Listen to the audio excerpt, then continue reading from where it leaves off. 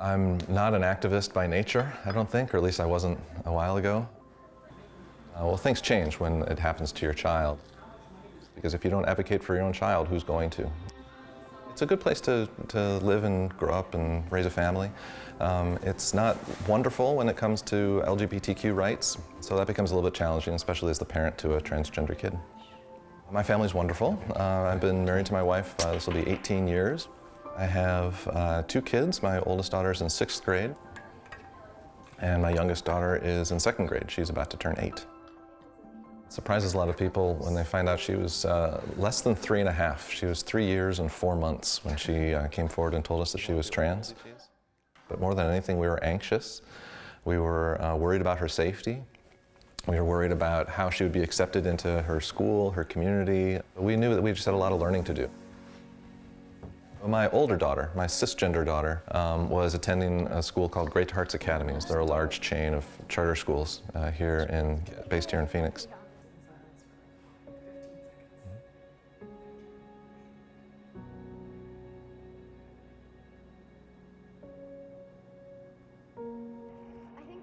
And we were pretty happy at the school. We were so happy there that I wanted to send my younger daughter for her kindergarten year. The policy the Great Hearts passed was so extreme that my youngest daughter would have to line up in the boys' line. She would have to meet the boy haircutting standards, so she would have to chop her long hair to above the ears. She wouldn't be allowed to wear earrings or jewelry. She would have to wear the polo shirt and the pants. She wouldn't be allowed in the skirt or the jumper. And so it made it impossible for my family to attend. It made it impossible for her to attend and be herself and be expected to be successful.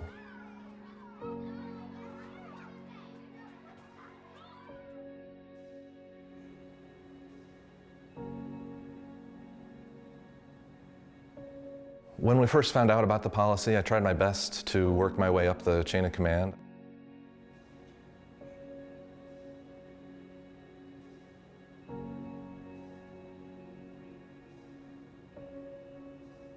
And it was my opinion that you don't get to pick and choose which one of my kids you get to take. So if they weren't going to take my younger, well, they can't have my older one. So we finished out the semester, and then I pulled my daughter from the charter school and we enrolled in the public school, in the public district school. Into consideration when you discuss whether or not the city wants to enter into a voluntary agreement with Great Hearts. The question to consider is, does Great Hearts represent the city of Scottsdale? I would argue that with this policy in place, they do not. There was a little bit of public pressure that the tide started to turn a little bit. Once I spoke up at the city council meeting in Scottsdale, that got some media attention. It was a multi-tiered effort to get them to move off of their position, and that was just slow and steady progress in raising hands and pulling threads and finding allies and building this chorus until finally they said, well, I guess there's not much else we can do. It was damaging to me. It was a 2-year effort to get Great Hearts to change their policy, and we were successful in getting that policy repealed and replaced with something else. The policy's fine. It's not perfect. They didn't take many of our recommendations.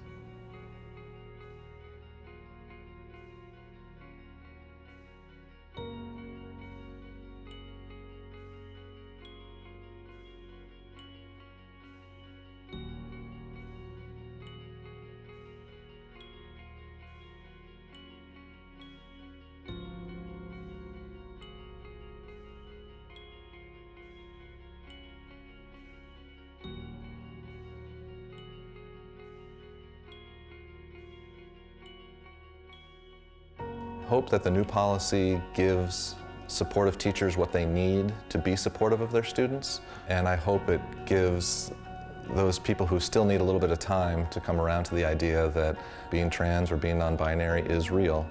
I hope it gives them enough breathing room to continue their own education. The school needs to do some learning still, and I hope that they have enough room to do that thanks to this policy.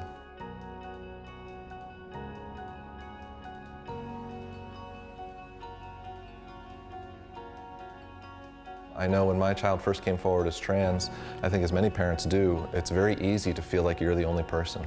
And you're not.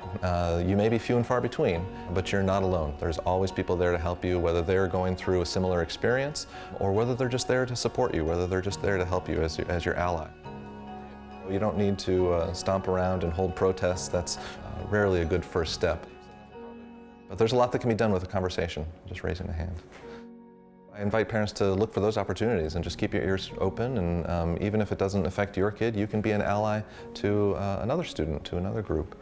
There are lots and lots of opportunities out there just to make schools good and inclusive and healthy for everyone. I know, she's on fire. She's all over the place.